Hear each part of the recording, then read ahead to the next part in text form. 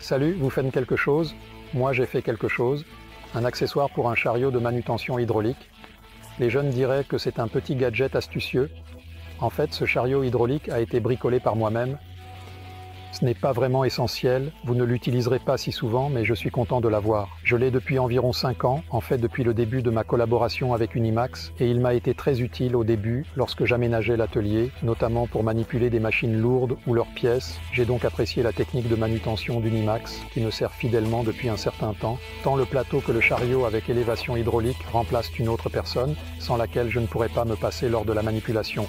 Mais plus tard, par exemple lors de l'assemblage de meubles, ou quand j'ai installé un insert de cheminée, parfait, il suffit de le mettre en position la plus basse, d'y fixer le vérin, et ensuite de le soulever vraiment de manière très fluide à la hauteur souhaitée. Mais comme je le dis, pour un bricoleur, la plupart du temps, ce chariot reste inutilisé, ce qui est dommage.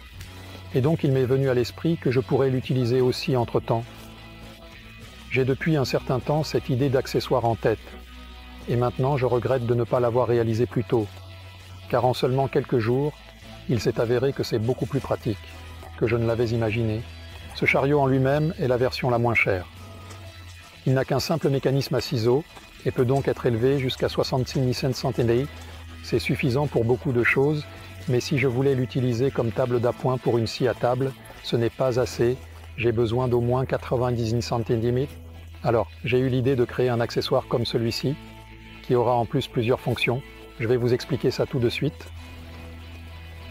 Comme je le dis, si je veux cela comme table d'appoint pour ma scie à table et que j'ai besoin que le matériau glisse ensuite, je dois m'assurer que le dessus soit bien lisse.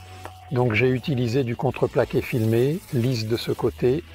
Mais ensuite, j'ai pensé que si je voulais construire quelque chose dessus, comme une petite machine, un rabot mobile, une scie à onglet ou une ponceuse oscillante, ce serait un inconvénient que cela glisse. J'ai besoin de quelque chose d'antidérapant. Donc, je l'ai fait de sorte que de ce côté, c'est antidérapant. De plus, j'y ai également fraisé des profils de serrage. Et une autre chose, pour éviter que cela ne glisse sur la table, en plus d'avoir un tapis antidérapant, qui n'est pas complètement efficace, j'ai réfléchi à comment faire. Et j'ai eu l'idée de créer des butées doubles afin qu'ils soient stables dans les deux positions. C'est le cas à chacun des 4 coins et cela fonctionne parfaitement. Et tout cet accessoire ou toute cette construction est pratiquement fabriqué à partir d'un seul matériau. C'est tout en contreplaqué imperméable que j'avais la chance d'avoir en stock depuis l'époque où les prix n'augmentaient pas. Donc cela m'a coûté relativement 0,0 rien du tout. Bien sûr, aujourd'hui, cela coûtera un peu plus cher, mais je pense quand même que ça en vaut la peine. D'abord, je l'ai découpé à l'aide de la scie plongeante à partir d'une grande planche, puis j'ai formaté les plus petites pièces avec la scie de table. Et enfin, comme j'ai décidé de faire les pièces d'angle jointes à un angle de 45 degrés, j'ai également dû effectuer des coupes en biseau.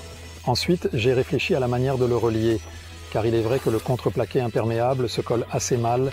Il ne tient pas avec la colle à bois ordinaire, même pas avec de la colle polyuréthane. Donc, j'ai pensé que je pourrais le visser, mais je ne voulais pas avoir de vis à retour sur ce bord supérieur.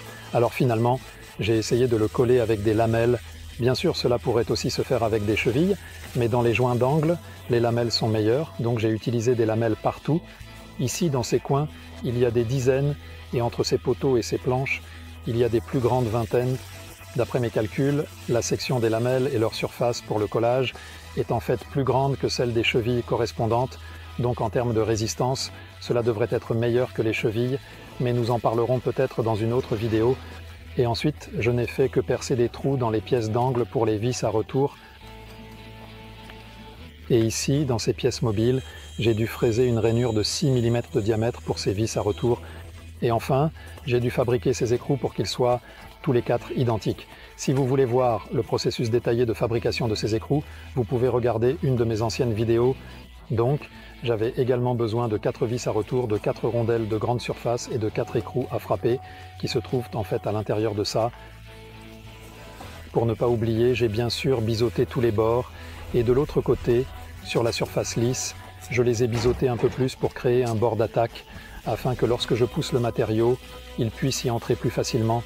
Cela est également facilité par le fait que je ne sais pas si c'est intentionnel ou simplement une caractéristique de ce chariot particulier, que la planche supérieure n'est pas horizontale mais légèrement inclinée.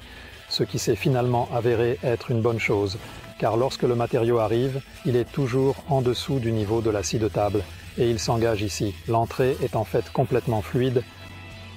Comme je l'ai dit à propos de l'usinage de ces profils de fixation, j'ai d'abord essayé de le faire avec une scie plongeante, mais comme j'ai une scie à batterie avec un disque de coupe très étroit, cela a pris énormément de temps. Finalement, il s'est avéré que c'était plus rapide et pourtant aussi plus précis et plus propre de le faire avec une défonceuse.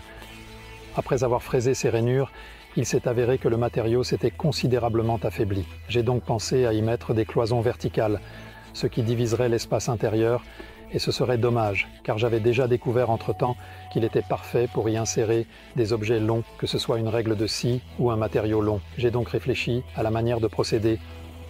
Enfin, j'ai fabriqué ces sortes de rondelles, ce qui est bien aussi parce que les vis à retour avaient quelque chose dans quoi se visser. Et pour vraiment renforcer le plateau supérieur, je me suis fabriqué un petit poteau à partir de 4 morceaux de contreplaqué imperméable que j'ai assemblé en biais. Et ce poteau s'adapte si parfaitement qu'il tient tout seul, mais je peux le retirer à tout moment si nécessaire. En ce qui concerne le fonctionnement du chariot, c'est en appuyant ici que cela descend. Et ici, avec ce levier de pied, on le pompe en fait vers le haut. Il y a de l'hydraulique, donc il était nécessaire de s'occuper de temps en temps du changement de l'huile hydraulique.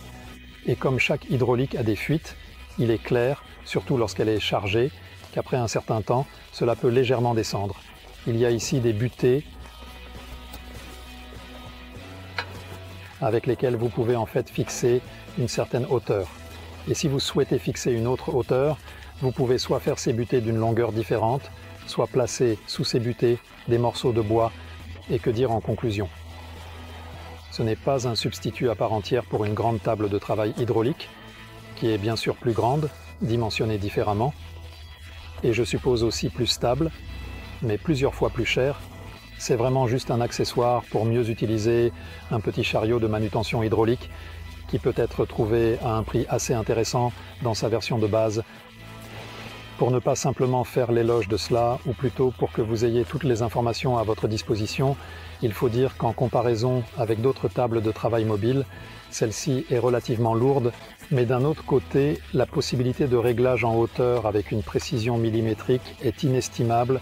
Jusqu'à présent, je réfléchissais toujours à l'endroit où cacher ce chariot pour qu'il ne me gêne pas trop, mais maintenant, je l'ai au contraire toujours dehors sur le terrain.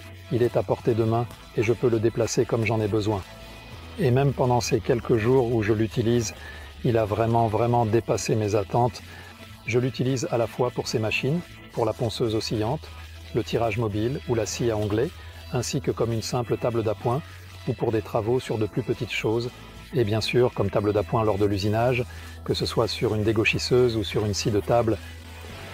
Et pour finir, j'ai une demande à vous faire. Si vous avez des idées d'amélioration pour la construction ou si vous avez d'autres suggestions sur la façon d'utiliser ce chariot avec l'accessoire, merci de me le faire savoir dans les commentaires sous la vidéo. Sous la vidéo, vous trouverez également des liens vers tous les produits que vous avez vus. Merci d'avoir regardé, prenez soin de vous et faites quelque chose